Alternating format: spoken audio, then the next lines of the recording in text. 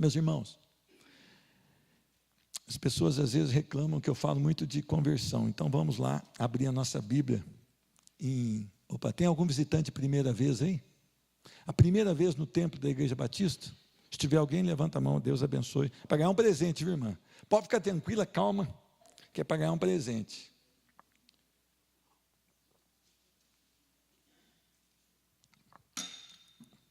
As pessoas às vezes reclamam que eu falo muito de conversão. Então nós vamos falar de conversão de novo, para ter o que reclamar. Vamos abrir a nossa Bíblia em Atos capítulo 9.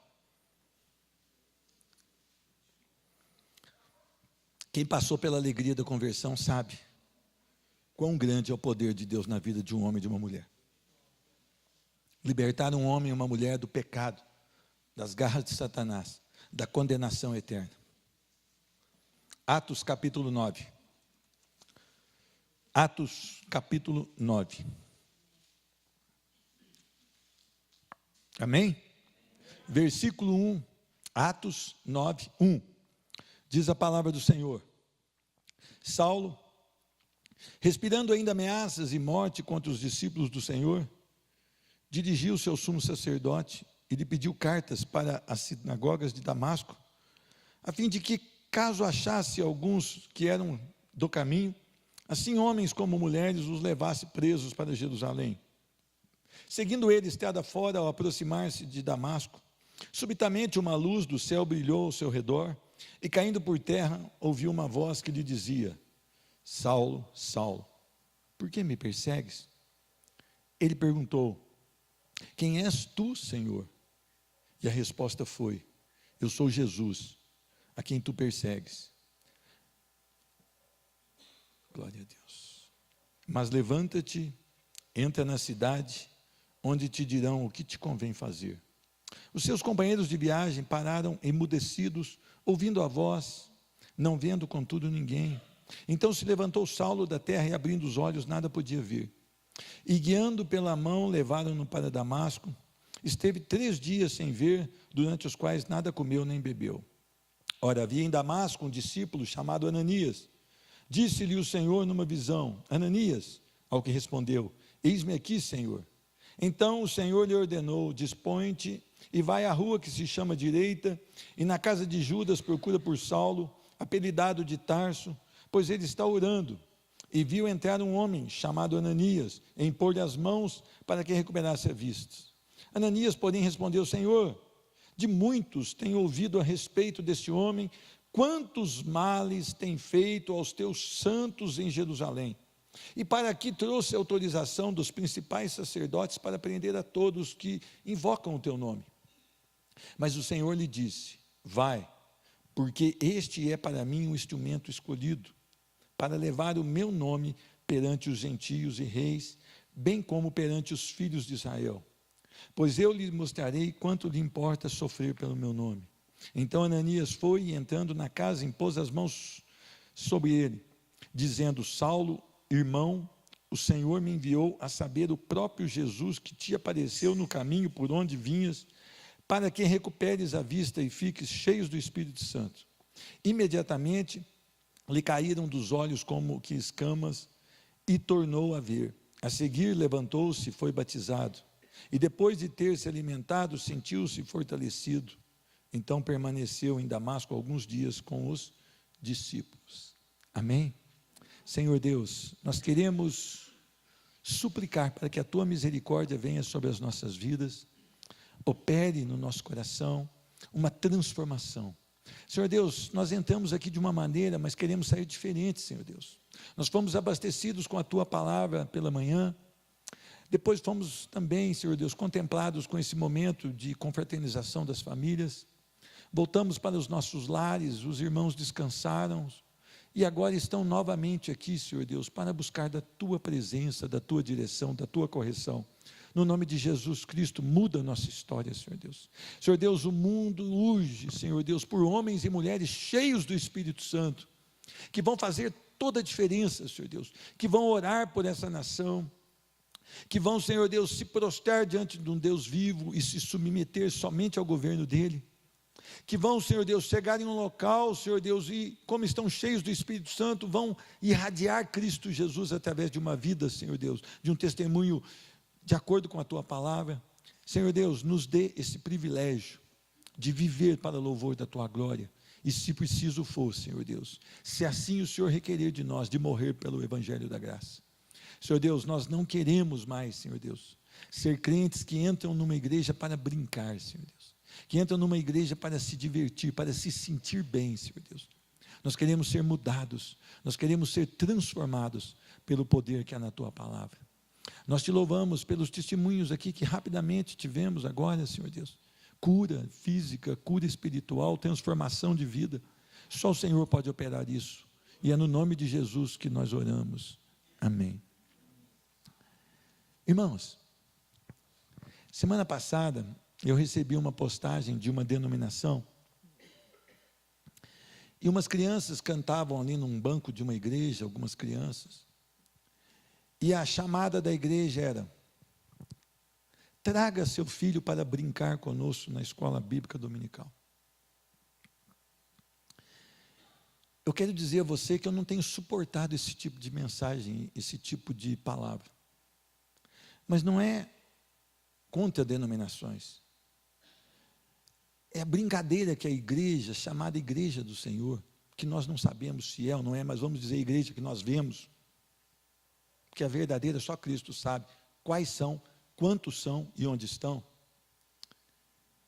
E há mais ou menos um ano atrás, eu cheguei para minha filha e falei: filha, nós estamos levando as pessoas no templo, as crianças, para dar comida e musiquinha.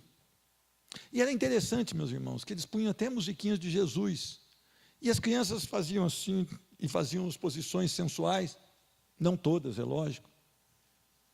E eu falei: minha filha Juliana, você acha que isso é de Deus? Uma vez eu peguei eles cantando uma música do pinguim, eu falei: onde está Jesus nesse pinguim? Será que isso é o que Deus requer de nós? Será que esse é o propósito da igreja, trazer as pessoas para passar tempo, se divertir? Será que esse é o tempo em que nós estamos tolerando aqui dentro as pessoas dançando com posições sensuais, crianças de 4, 5 anos, quem viu sabe do que eu estou falando, e nós estamos tranquilos? O que importa é que eles estão aqui. Então nós podemos pôr uma faixa: traga sua criança para brincar conosco aqui. Mas as crianças têm que aprender sobre Cristo Jesus. Essa semana nós tivemos o fim trágico da vida de uma criança de 3 anos de idade,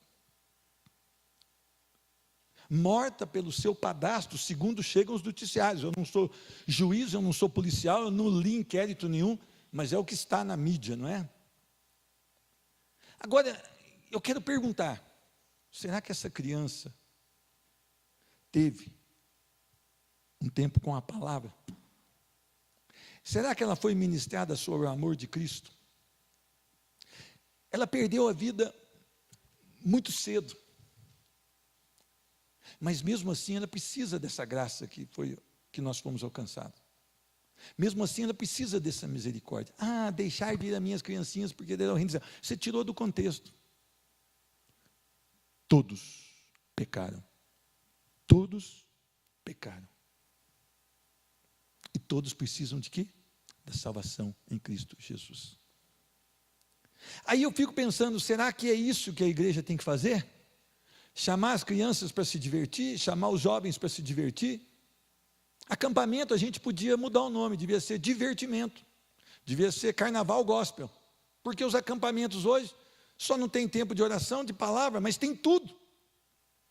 Tem baile da fantasia, tem festa junina, tem tudo. Mas a palavra de Deus não. Olha, se você falar muito da palavra, os jovens não vêm. Mas que não venham então. Porque é a palavra que salva um jovem. É a palavra que salva um adulto. É a palavra que salva um homem de idade. É a palavra que salva uma criança. E nós estamos aqui para falar da palavra de Deus. Quantas vezes nós meditamos nesse mesmo texto aqui?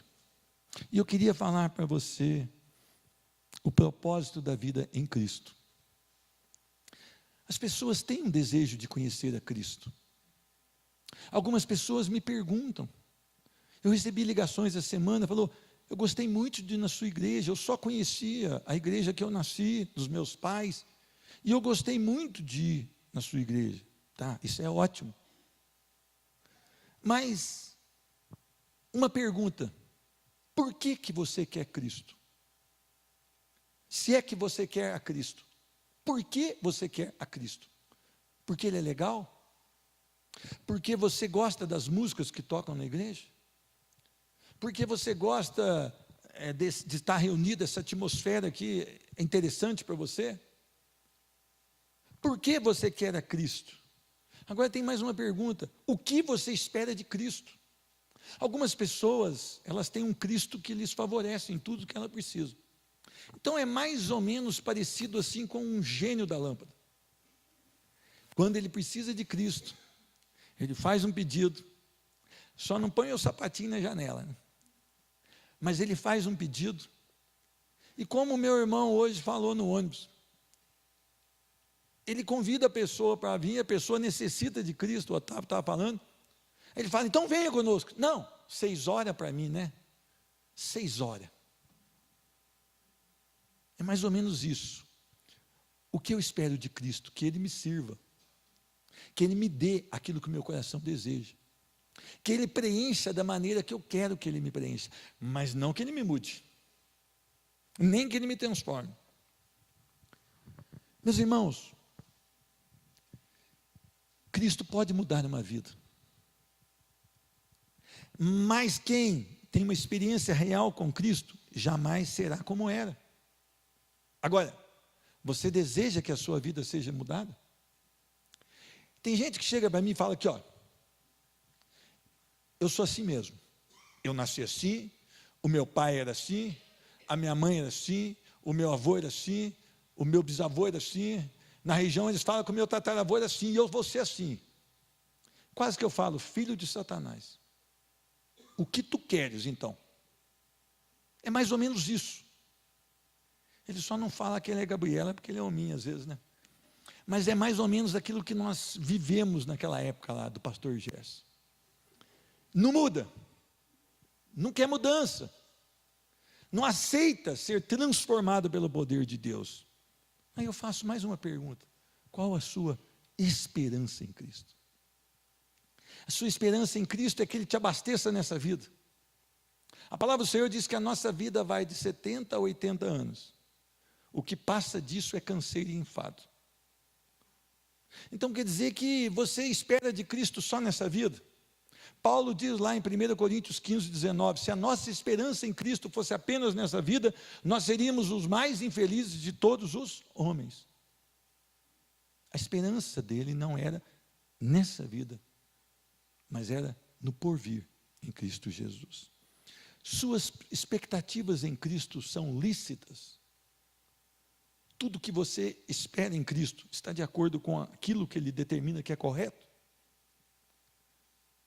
Porque é engraçado, esses dias vi o cara falando, é crente, evangélico, igual nós evangélicos. Eu quero que o Senhor me dê o terceiro casamento agora, eu quero uma mulher de Deus mesmo. Terceiro casamento. Agora ele quer uma mulher de Deus. Isso é lícito?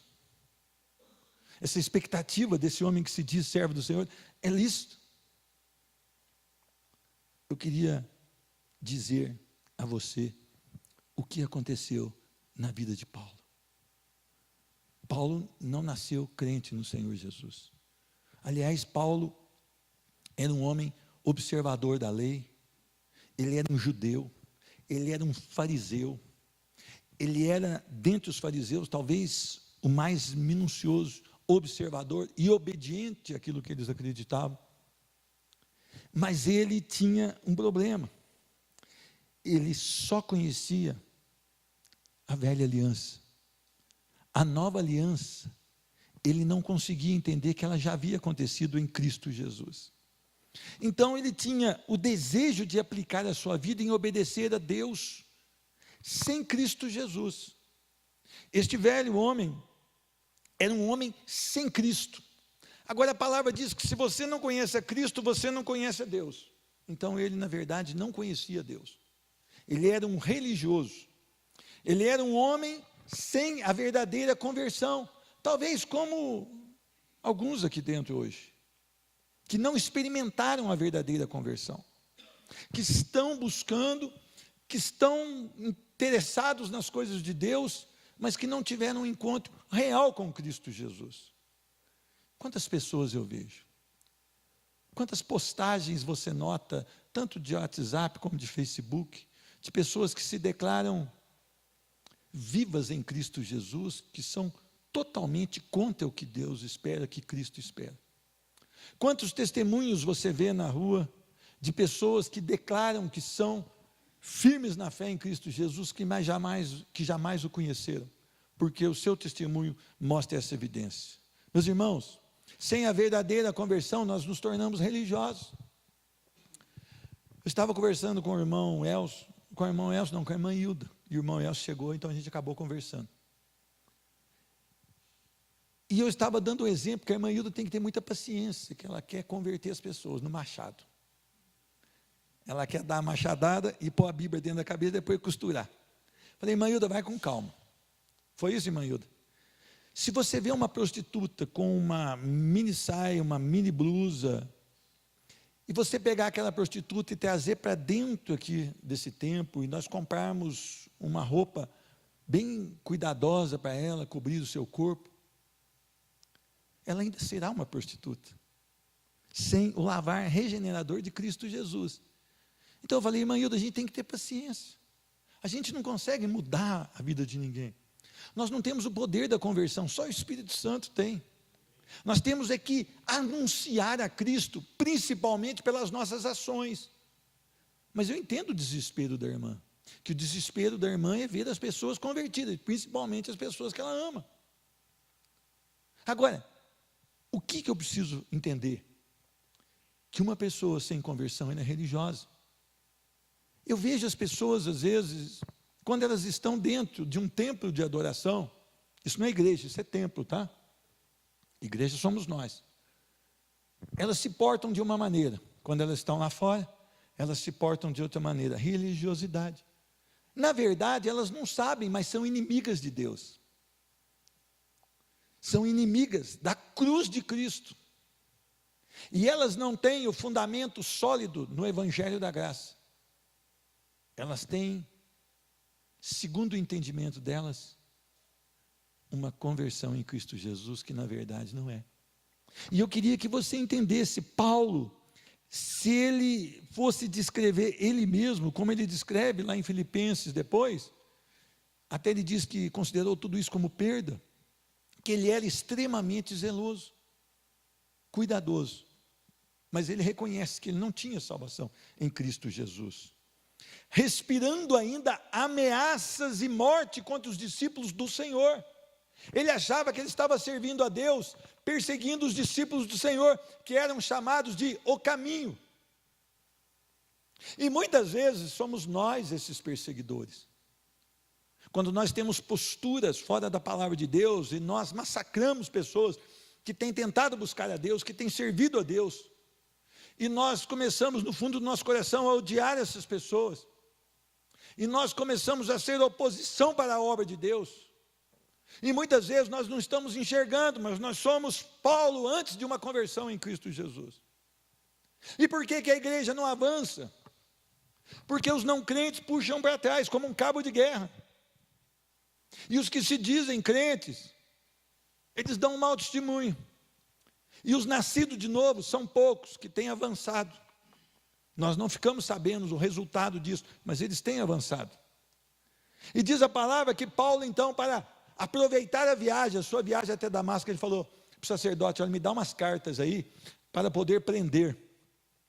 Se eu achar pelo caminho, alguns dos discípulos, esses homens que amam a Cristo, porque ele considerava que isto era uma heresia. Meus irmãos, você é um salvo em Cristo Jesus ou um perseguidor de Cristo Jesus? Ah, irmão, eu tenho 39 anos de conversão. Será? Talvez você nem tenha nascido de novo ainda. O quanto você deseja Cristo. O quanto você deseja a palavra de Deus. O quanto você odeia o pecado. Você chora quando você peca? Você fica arrasado quando você peca? O pecado para você já não é mais importante?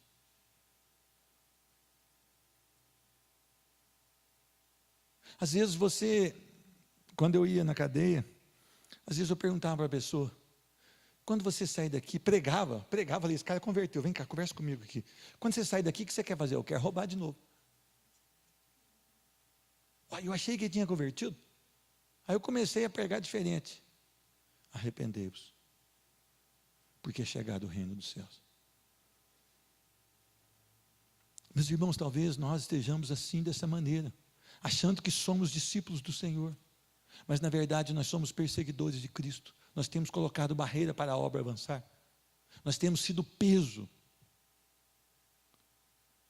O pastor Gerson fala que tem ovelha que é roubador de energia. Eu não conhecia esse termo, mas aí eu peguei. Pastor Gerson, autoria tua, se alguém for reclamar, por favor, não reclame comigo, reclame com ele. Mas eu dou apoio para ele. Por quê? Na verdade não são ovelhas, pastor Gerson. O dia que se converter serão ovelhas. Ovelhas como aquela do Salmo 23, o Senhor é o meu pastor e nada me faltará. Quer dizer, eu estou debaixo do pastoreio do Senhor Deus Santo. E eu me submeto totalmente, integralmente a Ele. E eu queria que você entendesse isso. A segunda coisa que eu aprendo nesse texto, que Paulo não buscou a Cristo. Paulo não queria conversão a Cristo Jesus. Mas Cristo Jesus o buscou. É outra coisa que as pessoas tentam hoje manipular a salvação. Tentam emocionar as pessoas, depois chamar um apelo e depois declarar salvo. É outro erro que a igreja tem cometido hoje. Olha o que diz a palavra, versículo 3: seguindo ele estrada fora, ao aproximar-se de Damasco, subitamente uma luz do céu brilhou ao seu redor, e caindo por terra, ouviu uma voz que lhe dizia: Saulo, Saulo, por que me persegues?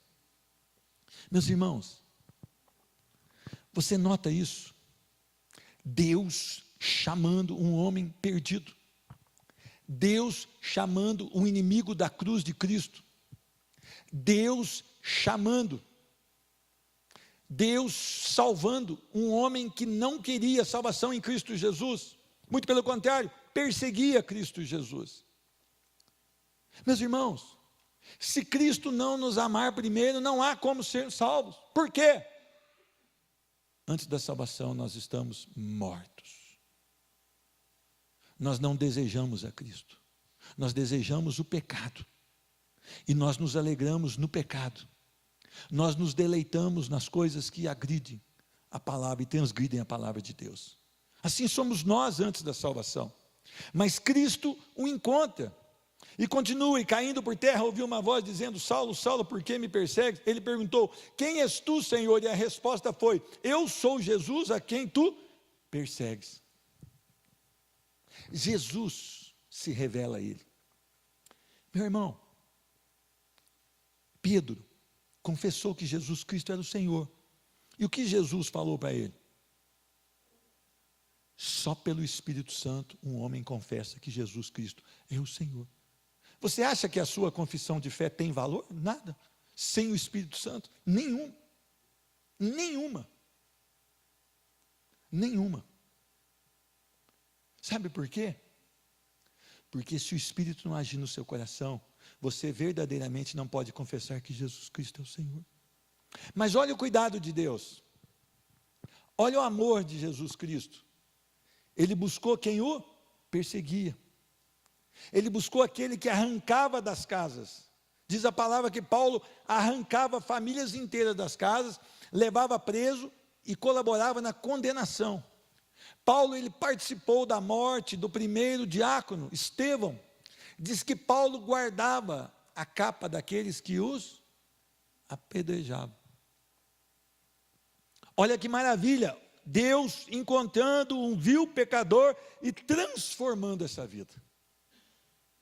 Deus curando um homem, Deus santificando um homem impuro, Deus transformando aquele homem que, quando o Senhor falou para Ananias, Ananias falou: Senhor Deus, isso é loucura, esse cara ele mata crente. E o Senhor Jesus falou: vai, porque para mim é um instrumento escolhido. Eu queria que você entendesse, você já teve um encontro real com Cristo Jesus? Meus irmãos, eu achei que eu tivesse, e muitas pessoas achavam que eu tinha também. Eu encontrei com um professor de escola bíblica da Metodista na feira. Eu gosto muito de falar, né? Vocês notaram isso? Tem dia que a minha esposa fala, tipo assim, você está chato, já para. Às vezes eu chego em casa e falo: meu Deus, o que aconteceu com você hoje? Você falou demais. E eu gosto de falar. Então eu vou na feira, eu converso com muitas pessoas. Eu encontrei um professor de escola bíblica. A mãe dele também foi professora minha. É aquela que diz assim: quando você vê uma mulher bonita na rua, vocês são jovens, hormônio, tudo até na sobrancelha, fala assim: sai capeta, baixa a cabeça e anda. E eu estava compartilhando isso com ele. E eu achava que eu era legal. Eu fui em acampamento, meu irmão, que eu chorei, eu abraçava outro irmão assim. Você sabe que menino não abraça menino, né, nessa idade, 13, 14 anos. O que é isso, sai fora. Abraçava, chorava, e agora Jesus entrou na minha vida, e voltava do acampamento borbulhando. Mas não consolidava, por quê? Não tinha um encontro real com Cristo Jesus. Paulo teve um encontro real com Cristo Jesus, e foi tremendo, porque o próprio Jesus se revela a ele. Interessante, o próprio Jesus o envia, por isso chamado apóstolo Paulo. Hoje não, a pessoa quase faz assim: eu me unjo apóstolo do Senhor, não é mesmo? Hoje não é assim? Apóstolo tem que ter algumas credenciais, está lá em Coríntios 12. Meus irmãos, terceira coisa que acontece: Ananias é enviado para recuperar a visão de Paulo, do versículo 10 até o 12, até o 14, o Senhor então dá uma visão para Ananias. Olha que coisa mais linda. Disse-lhe o Senhor numa visão: Ananias, versículo 10, ao que ele respondeu: eis-me aqui, Senhor. Então o Senhor lhe ordenou: dispõe-te, vai à rua que se chama Direita, e na casa de Judas procura por Saulo, apelidado de Tarso, pois ele está o quê? Orando. E viu entrar um homem chamado Ananias, e impor-lhe as mãos para que lhe recuperasse a vista. Ananias, porém, respondeu: Senhor, Senhor, o que é isso? Doidou? Não é assim que funciona. De muito tenho ouvido a respeito desse homem.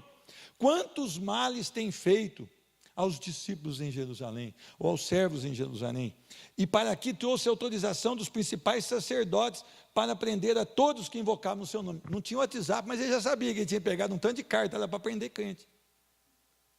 E é interessante isso, porque a primeira sensação de Ananias é que o Senhor estava equivocado na sua ordem. O Senhor não estava correto na sua ordem, então ele estava alertando o próprio Deus. Que bobagem é essa? Meus irmãos, quando Deus começa uma obra, Ele termina. E Ele usa quem Ele quer, da maneira que Ele quer. Nós precisamos parar de querer ficar arrepiado para mostrar que temos unção. Quando o Senhor quer usar, Ele dá um jeito de usar o vaso. O instrumento é dele, é para louvor da glória dele. Para de forçar. Para de querer, eu quero sentir. Porque eu pensei que esse cachorrinho pinte quando briga, né? Quando vê um cachorrão, arrepia aqui e vai na igreja e acha que está. Não, para de forçar a situação. Deixa Deus agir. Ele usa da maneira que Ele quer, no tempo que Ele quer, e pelo tempo que Ele quer, e aonde Ele quer. Nós precisamos apenas responder ao Senhor: eis-me aqui. E este homem então é enviado, e ele vai, ora sobre Paulo, e Paulo recupera a visão. Agora, por que Ananias desconfiou? Porque Paulo tinha um currículo terrível de perseguidor, de homem que detestava Cristo Jesus e que perseguia o caminho. Mas a resposta que ele teve no versículo 15 é muito forte. Mas o Senhor disse: vai, porque este é para mim um instrumento escolhido para levar o meu nome perante os gentios e reis, bem como perante os filhos de Israel. Primeiro, Deus escolheu Paulo. Ah, irmão, eu não creio. Você não crê, está na Bíblia. Deus escolheu Paulo. Deus escolheu Jeremias, Deus escolheu outro homem, Deus escolheu outras mulheres. E eu queria que você entendesse que Deus é soberano sobre todas as coisas. Ele é para mim um instrumento escolhido. Agora, todo instrumento do Senhor tem objetivo. Tem gente que diz que é escolhido pelo Senhor. Deus não escolhe pessoas para objetivos fúteis. Há um objetivo concreto: levar o evangelho perante os gentios, reis e israelitas. Você que ama ministério, que se consolida muito em ministério, ministério não pode nascer no seu coração. Ministério tem que nascer no coração de Deus. O enviar não é o homem se enviando, é Deus enviando o homem. Muitas vezes nós falamos assim: olha, eu nasci para isso. É, bacana, né? Será que Deus tem a mesma visão? Será que Deus tem o mesmo projeto?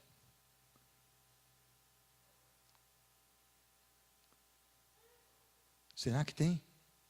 Ou será que você está sem entender o propósito de Deus para a sua vida? Eu não vi nenhuma vez Deus falar: olha, ide e toque guitarra na igreja. Já viu? O irmão do foninho, nunca vi Deus falar: ide tocar bateria, né, irmão? Isso é um acessório que Deus usa quando Ele quer. Mas Ele diz: ide e pregai o evangelho. Nós fomos chamados para pregar o evangelho. A nossa vida tem que ser muito mais produtiva do que isso que nós fazemos dentro do templo. Ela tem que ser tão abrangente fora do templo, que é caracterizada por obediência e por propósito concreto. Objetivo: pregar a Cristo Jesus. Olha o que diz 1 Coríntios, não precisa abrir não, vou ler para você, 9,16. Porém, quando prego o evangelho, não vejo como me orgulhar, pois a mim é imposta a obrigação de proclamar. Ai de mim, se não anunciar o evangelho. Quanto você tem anunciado o evangelho? Quanto? Você nasceu de novo? Canta a musiquinha do André Valadão: e eu nasci de novo. Mas para quê? Será que nasceu mesmo? Anuncia Cristo para a sua família. Viva Cristo para a sua família ver que em você há uma modificação, uma base sólida do evangelho. Viva Cristo para o seu vizinho. Mostre Jesus através de uma vida coerente com a palavra de Deus. Meus irmãos, nós temos um propósito. Se nós somos escolhidos do Senhor, nós somos escolhidos para ir e avançar com o evangelho da graça. Essa é a função do verdadeiro cristão. É anunciar Cristo Jesus para outras pessoas. Ir de pregar o evangelho e fazer discípulo. Fazer discípulo dá trabalho. Eu gosto muito de alguns pastores, eles são itinerantes. Eu ouço alguns pastores itinerantes. Mas eu não gosto que eles sejam chamados de pastores itinerantes. Porque eu não conheço pastor sem rebanho. Não conheço. Não existe um pastor sem rebanho. Porque você vir pregar e ir embora é muito bom. É muito cômodo. Mas e você ficar no local? Você esperar que a pessoa venha até você para um aconselhamento, para uma direção, para resolver alguma questão que ela não está entendendo da palavra do Senhor. É diferente. Então eu queria que você entendesse: Deus tem um propósito se você é um novo nascido. Se você foi regenerado, há um propósito. O propósito é anunciar Cristo Jesus. O propósito de Deus é anunciar, que você anuncie Cristo Jesus. E o ministério que você diz que tem, você não tem. Ele é do Senhor. E ele tem que nascer primeiro no coração do Senhor. E pare de dizer que Deus te chamou para isso se você não tem certeza. Quinta coisa que eu aprendo. Mas qual é a glória de pregar o evangelho? A glória é que eu vou ter passagem aérea gratuita. Que quando eu for numa igreja, todo mundo vai querer fazer selfie comigo. A glória é que eu vou ser conhecido. A glória é que eu vou ser amado. A glória é que as irmãs da igreja vão fazer bolo de cenoura com cobertura de chocolate e me levar em casa. A glória é tudo isso? Não, nada disso está escrito aqui. Eu vou mostrar para você qual que é a glória do Evangelho. Versículo 16. Pois eu lhe mostrarei quanto lhe importa sofrer pelo meu nome. Nós não estamos preparados para ter a glória do Evangelho. A glória do Evangelho é, se preciso for, padecer por Cristo Jesus.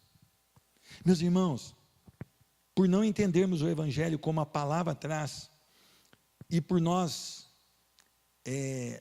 lapidarmos um Deus à nossa própria maneira, o que é uma idolatria muito grande, nós desconhecemos o real propósito do Senhor.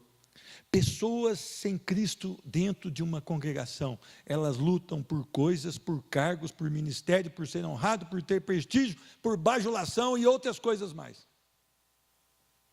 Se não for um novo nascido, vai sempre lutar por essas coisas. Mas se ela for nascido de novo, ela vai entender que sofrer por Cristo é o grande privilégio. Porque as pessoas abandonam a Cristo, elas chegam até nós durante a semana e falam: eu não quero mais Cristo, agora eu estou sofrendo. Oh, coisa meiga, é glória, em vez de dar glória, está lá, abandonando, não, eu vou embora. Nunca conheceu Cristo. Tem um pastor na televisão que ele fala: eu estou sendo perseguido. E depois ele fala: eu amaldiçoo quem me persegue. Isso é os crentes de hoje. Por quê? Porque não conhece o Evangelho da graça. A palavra do Senhor em 1 Pedro, capítulo 4, versículo 12 em diante diz, presta atenção, meu irmão, presta atenção, depois você grava aí. Amados, não estranheis o fogo ardente que surge no meio de vós, destinado a provar-vos, como se alguma coisa extraordinária vos estivesse acontecendo. Pelo contrário, alegrai-vos na medida em que sois coparticipantes dos sofrimentos de Cristo, para que também na revelação da sua glória vos alegreis exultando. Se pelo nome de Cristo sois injuriados, bem-aventurados sois. Eu não quero esse Deus para mim. É o único que tem, meu irmão. É o único que tem. Quiser outro, você vai para o terreiro de Umbanda, você vai para outra coisa, porque o Deus verdadeiro é esse aqui. É esse. Olha que diz: bem-aventurados sois, porque sobre vós repousa o Espírito da glória e de Deus. Agora ele dá um conselho para você, ó. Sofra por Cristo, sofra por ser filho, sofra por ser um discípulo do Senhor, mas não sofra, porém, nenhum de vós como assassino, como ladrão, como malfeitor, ou como quem se intromete em negócio de outro. Mas se sofrer como cristão, não se envergonhe disso, antes glorifique a Deus com esse nome. Irmão, eu não gostei dessa palavra, mas é a palavra. Você pode até não ter gostado, mas é a palavra de Deus. E por que as igrejas não pregam isso hoje? Como diz a minha irmã Sandra, ela não é digerível. Digestível, hein? Como é que fala o negócio? Cadê a Sandra? Ela não é palatável. Ela não é aceita no meio gospel de hoje. O meio gospel é ver da vitória, você vai ter vitória. Se tiver doença, vai ter cura. Se você tiver com problema, vai ter isso. Se você estiver devendo no banco, alguém vai pagar a sua conta. É mais ou menos isso que eles pregam hoje. É um evangelho que não existe. O evangelho é esse. E é interessante que lá em Mateus 5, do 10 em diante, diz: bem-aventurados os perseguidos por causa da justiça, porque deles é o reino dos céus. Bem-aventurados sois quando por minha causa vos injuriarem e vos perseguirem, e mentindo disserem todo mal contra vós. Regozijai-vos e exultais, porque é grande o vosso galardão nos céus, pois assim perseguiram aos profetas que viveram antes de vós. E aí, irmão? Você ainda quer ser amado pelo mundo? Se você ama o mundo, você se constitui inimigo de Cristo. E as pessoas não entendem que a glória do Evangelho é você estar pronto para padecer por Cristo Jesus. Por isso, quando nós lemos Hebreus 11, quem é nascido de novo morre de vergonha. Olha só um trechinho de Hebreus 11, a partir do 25. Mulheres receberam pela ressurreição os seus mortos, alguns foram torturados, não aceitando o seu resgate para obterem superior ressurreição. Não negaram a Cristo de maneira alguma. Outros, por sua vez, passaram pela prova de escárnios, açoites, sim, até de algemas e prisões. Foram apedrejados, provados, cerrados pelo meio, mortos a fio de espada, andaram peregrinos, sem ter um endereço, vestidos de peles de ovelhas e de cabras. Olha que vaidade, hein? A de hoje, né? Quando entra o povo na igreja, fala, maravilha. Não é isso a característica do cristão. Necessitados, afligidos, maltratados. Sabe como a Bíblia chama esses homens? Homens dos quais o mundo não era digno. Hoje nós vemos a pompa dos pastores, dos pregadores, o luxo, gravatas de R$2.000, ternos de R$7.000. A esposa, quando está com depressão, manda para a Europa para ficar lá no spa europeu. Isso não vem de Deus, isso não procede de Deus, isso não é o que Deus espera de nós. E continua, errantes pelos desertos, pelos montes, pelas covas, pelos antros da terra. Estes homens eram homens dos quais o mundo não era digno. Meus irmãos, onde você vai escrever sua história? No hall da fama? É isso que você deseja? Hoje eu vi que teve um anúncio de um teatro, de um homem que faz piada com as coisas da igreja. Ele teve aqui no Teatro Urca. É interessante que eu vi crente lá fazendo selfie com esse homem. Eu acho que nós não devemos fazer selfie com artista nenhum, mas principalmente com esses que vivem de debochar das coisas de Deus. Nós erramos às vezes em falar que a igreja do Senhor está perdida, porque a verdadeira igreja não está perdida. A verdadeira igreja está salva em Cristo Jesus. Então nós devemos tomar cuidado quando nos referimos à igreja do Senhor, porque Ele pagou um alto preço por ela, e Ele tem ciúme dela. E o Senhor vem buscar uma noiva, e é essa igreja, santa, imaculada, não porque parte dela, mas porque ela foi lavada por Cristo Jesus. Agora, meus irmãos, é preciso então publicar a minha fé em Cristo. Tem pessoas que dizem que são salvas em Cristo Jesus, mas jamais vieram à frente da igreja, desceram as águas e disseram, Jesus Cristo é o Senhor e reina sobre a minha vida.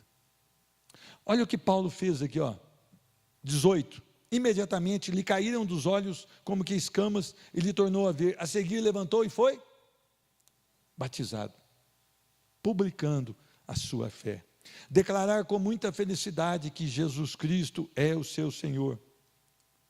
Sabe por que as pessoas não fazem isso?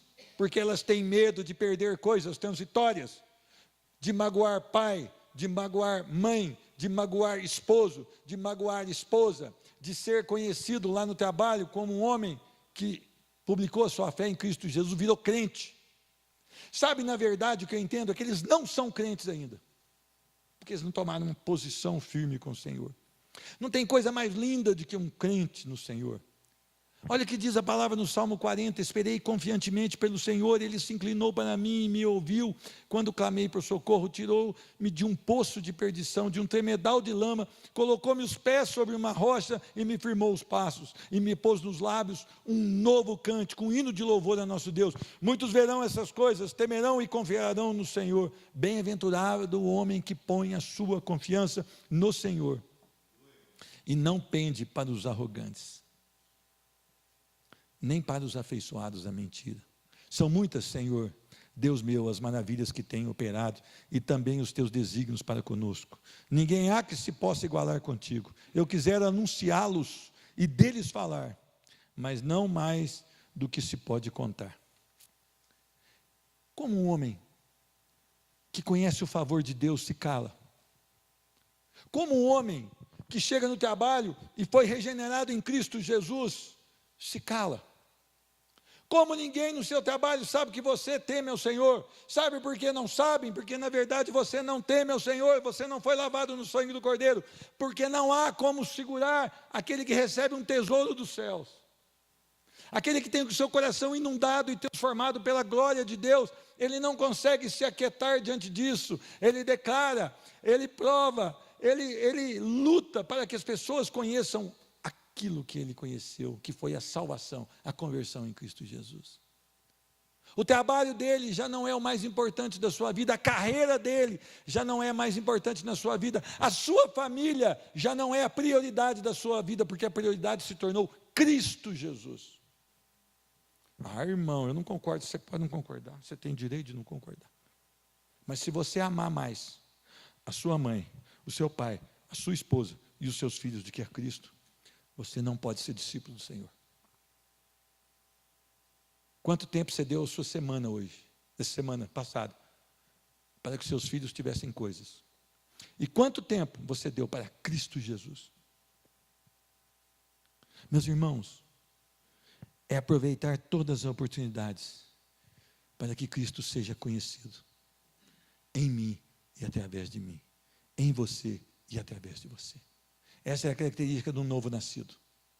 O novo nascido, ele ama Cristo, ele deseja Cristo, ele exala Cristo, ele fala de Cristo, ele não abre a sua boca para perder tempo, ele não abre a sua boca para falar das coisas do mundo, ele abre a sua boca para falar daquilo que está cheio o seu coração, Cristo Jesus. Que Deus te abençoe, que você possa repensar a sua caminhada cristã. Talvez que você possa repensar a sua conversão, se é que ela existiu realmente. Eu demorei para enxergar, porque houve um momento que o Espírito Santo me tocou. Antes disso, eu tentei ser cristão com a minha própria energia, e jamais consegui. Que Deus te abençoe, que você possa entender que a palavra do Senhor é para cuidar de você. É a oportunidade de ter uma vida aos pés do Senhor. Eu queria que você se colocasse de pé.